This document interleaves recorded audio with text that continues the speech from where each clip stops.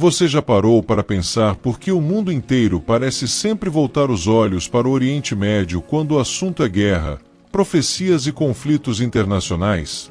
Especialmente quando ouvimos os nomes de duas nações que constantemente estampam as manchetes, Israel e Irã. Mas o que muitos não sabem é que esse conflito vai muito além de política moderna ou disputas territoriais. Na verdade, as raízes dessa tensão estão fincadas nas páginas mais antigas da história da humanidade, a Bíblia. Hoje, você vai entender de onde tudo isso começou, o que a Bíblia revela sobre esse embate, os versículos que citam essas nações, as implicações teológicas por trás disso tudo, a cronologia histórica que trouxe esse conflito até o ano de 2025. E no final, vamos trazer um conselho profundo e transformador que pode mudar a sua visão sobre tudo isso. Fica comigo até o final, porque o que você vai ouvir agora é algo que a maioria dos canais simplesmente não conta. Tudo começa muito antes da fundação do Estado moderno de Israel em 1948 ou da Revolução Islâmica do Irã em 1979. O início dessa história está lá nos capítulos iniciais da Bíblia, em Gênesis, com os filhos de Abraão. De um lado, temos Isaque, de quem descenderia Israel. Do outro, Ismael, cujos descendentes dariam origem a várias nações árabes. Mas, e o Irã? Aí entra um detalhe que poucos sabem. O Irã, na Bíblia, é conhecido como a Antiga Pérsia.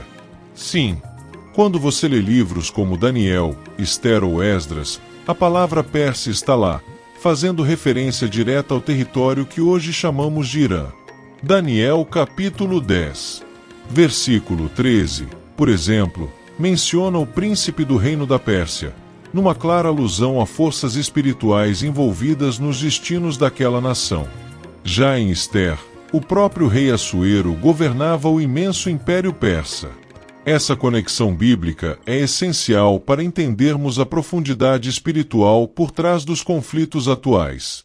Não estamos falando apenas de guerras políticas. Estamos falando de um embate espiritual que atravessa os séculos. Mas como essa tensão foi evoluindo ao longo da história? Depois do domínio persa, que inclusive foi benéfico para os judeus, lembrando que foi Ciro, rei da Pérsia, quem autorizou o retorno dos judeus a Jerusalém após o exílio babilônico, os dois povos seguiram caminhos relativamente pacíficos durante séculos. O verdadeiro ponto de ruptura só começou a ganhar força a partir da criação do Estado de Israel em 1948. Naquele momento, o mundo árabe, incluindo o Irã, se posicionou de maneira crítica à existência de um Estado judeu no coração do Oriente Médio. Porém, um detalhe curioso: o Irã foi um dos primeiros países muçulmanos a reconhecer oficialmente o Estado de Israel, em 1950. Sim, você não ouviu errado. Por quase 3 décadas, Israel e Irã tiveram relações diplomáticas relativamente amistosas. Mas tudo mudou com a Revolução Islâmica de 1979, quando o regime do Ayatollah Khomeini assumiu o poder, estabelecendo um governo teocrático xiita radicalmente anti-Israel. A partir dali, o Irã passou a adotar uma política oficial de oposição ao Estado de Israel, chamando-o de entidade sionista e negando seu direito à existência. Essa rivalidade se intensificou nos anos seguintes, com o Irã financiando grupos como o Hezbollah, no Líbano, e mais recentemente o Hamas, na faixa de Gaza. O próprio presidente iraniano Mahmoud Ahmadinejad, nos anos 2000, chegou a fazer discursos questionando o Holocausto e pregando abertamente o fim de Israel. Do lado israelense, as ameaças nucleares vindas do Irã provocaram sucessivos alertas internacionais.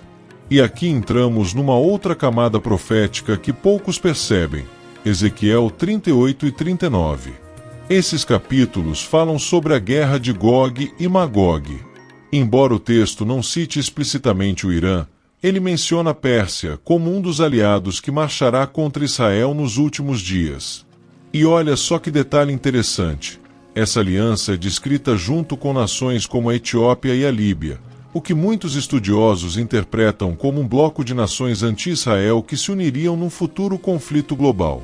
Ao longo das décadas, especialmente entre 2000 e 2025, o mundo viu várias escaladas dessa tensão.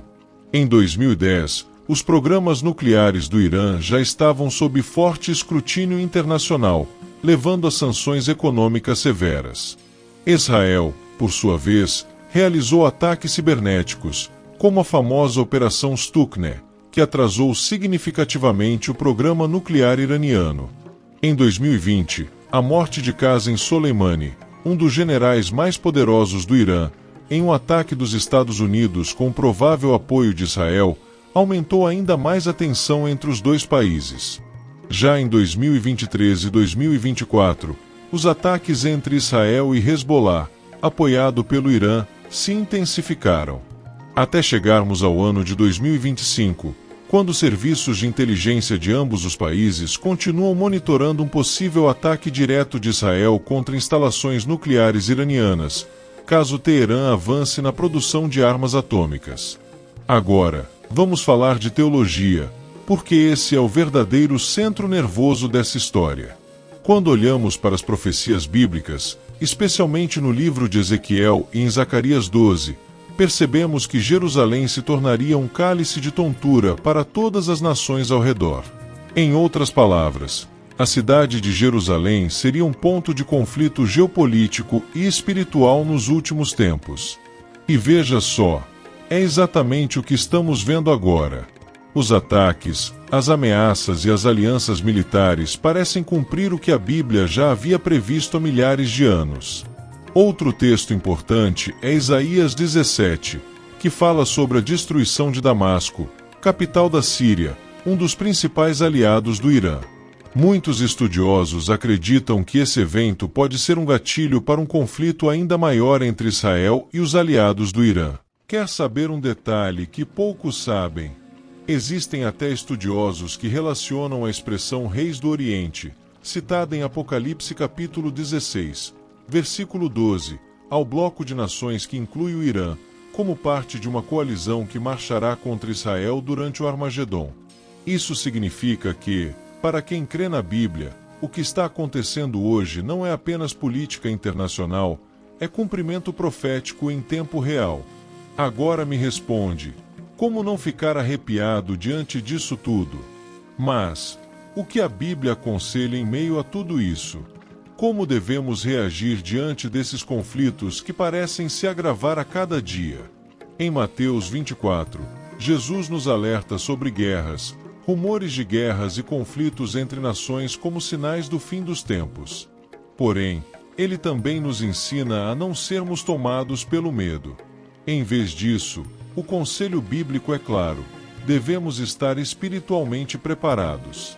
Em 2 Crônicas capítulo 7 versículo 14, Deus diz: Se o meu povo, que se chama pelo meu nome, se humilhar, orar, buscar a minha face e se converter dos seus maus caminhos, então eu ouvirei dos céus, perdoarei os seus pecados e sararei a sua terra. Ou seja, em vez de ficarmos apenas assistindo aos desdobramentos geopolíticos, o nosso papel é orar por paz em Jerusalém, como diz o Salmo 122, verso 6, e manter o nosso coração preparado para a volta de Cristo. Então, se você chegou até aqui, parabéns! Poucos têm a paciência e o interesse de entender a fundo os sinais proféticos que estão diante dos nossos olhos. Compartilhe esse vídeo com alguém que precisa abrir os olhos para o que está acontecendo no mundo. E antes de sair, escreve aí nos comentários: você acredita que estamos vivendo os tempos descritos na Bíblia? Eu quero muito saber a sua opinião. Que Deus te abençoe e até o próximo vídeo.